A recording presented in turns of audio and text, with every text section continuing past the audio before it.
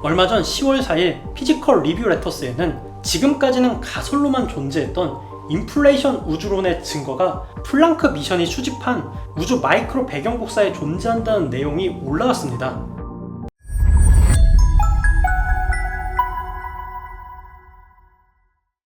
지금으로부터 약 100년 전에 에드윈 허블은 망원경 관측을 통해서 우주가 팽창하고 있다는 놀라운 사실을 발견하게 됩니다. 이는 우주는 과거나 미래나 항상 같은 형태를 유지하고 있을 것이라는 정적 우주론을 깨는 주요한 사건이었죠. 현재 우주가 팽창하고 있다는 소리는 미래에는 우주가 더 팽창해 있다는 얘기이며, 거꾸로 말하면 과거에는 지금보다 작았다는 것이죠.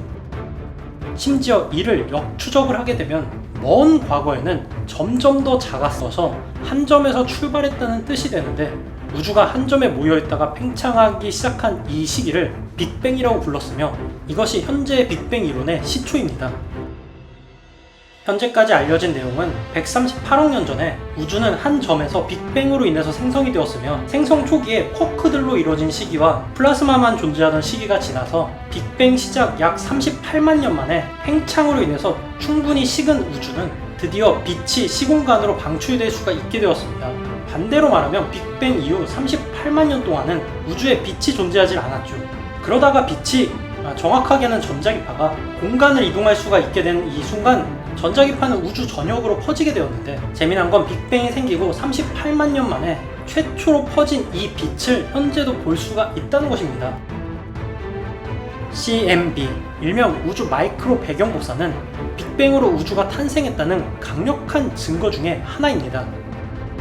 TV나 라디오에서도 잡히는 이 전자기파는 우주 전역에서 날아오고 있으며, 현재는 이 우주 배경 복사를 이용을 해서 우주 전체의 형태를 짐작하기도 합니다. 현재는 WMAP 우주 망원경과 플랑크 미션을 통해서 빅뱅이 얼마나 균일하게 발생했는지까지 밝혀냈으며, 심지어 이를 통해 일반 물질과 암흑물질 대 암흑에너지의 비율까지 알아내게 되었습니다. 현재는 암흑에너지가 물질보다 훨씬 많다는 걸 알고 있죠.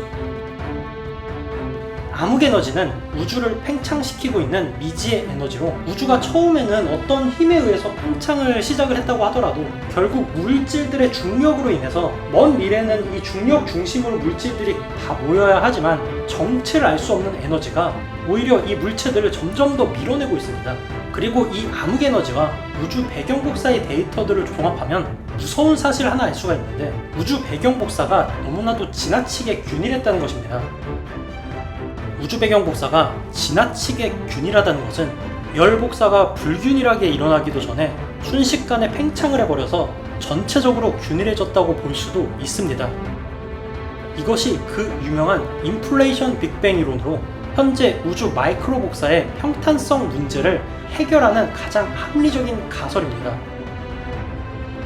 인플레이션 우주론에 의하면 빅뱅 이후 10의 마이너스 34승초부터 10의 마이너스 32승초까지 엄청나게 짧은 순간에 암흑에너지 같은 알 수가 없는 현상으로 인해서 급격하게 우주가 팽창하게 되는 인플레이션이 일어났다는 것이고, 가장 큰 문제는 이때의 팽창 속도는 현대 물리학에서는 불가능한 광속보다도 빨랐다는 것입니다.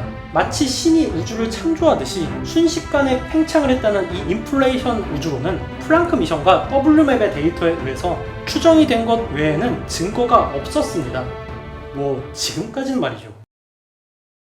얼마 전 10월 4일 피지컬 리뷰 레터스에는 지금까지는 가설로만 존재했던 인플레이션 우주론의 증거가 플랑크 미션이 수집한 우주 마이크로 배경 복사에 존재한다는 내용이 올라왔습니다.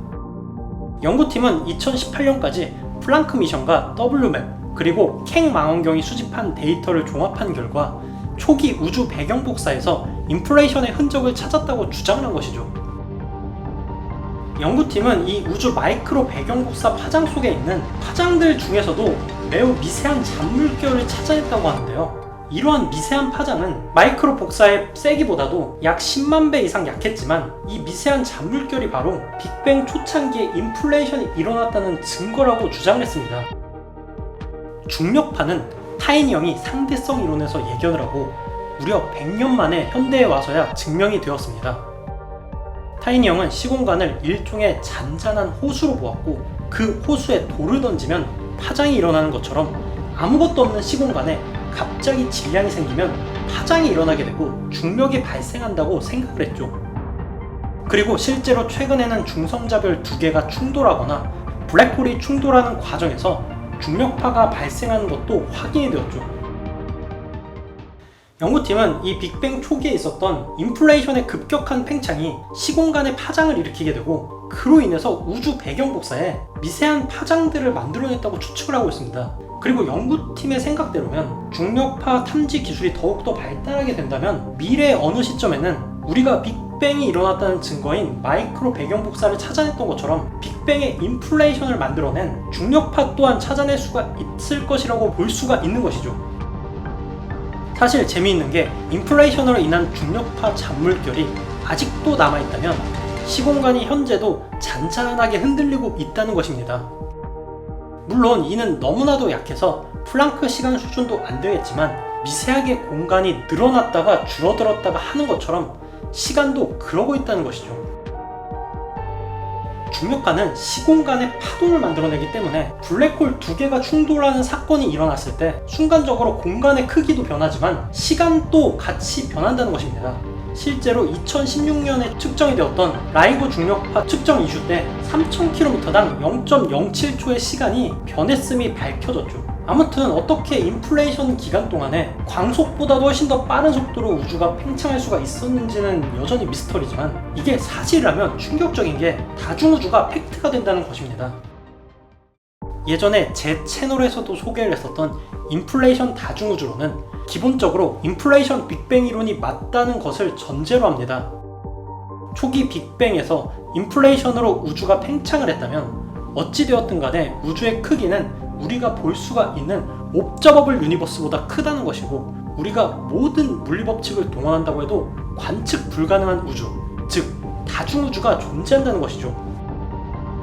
다중우주를 묘사할 때 이러한 이미지를 자주 보게 되는데 우리가 볼 수가 있는 우주를 하나의 거품들로 표현을 한 것입니다.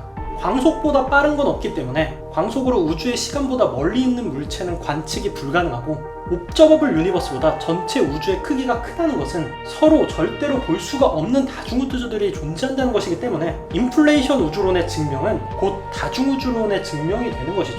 우주 전체 크기에서는 이렇게나 작은 인간이 138억 년 전에 우주가 빅뱅으로 탄생했다는 것까지 알아내고 찰나의 순간에 발생한 인플레이션과 다중우주의 증거까지 발견한다는 것이 정말로 대단한 것 같습니다. 그러니까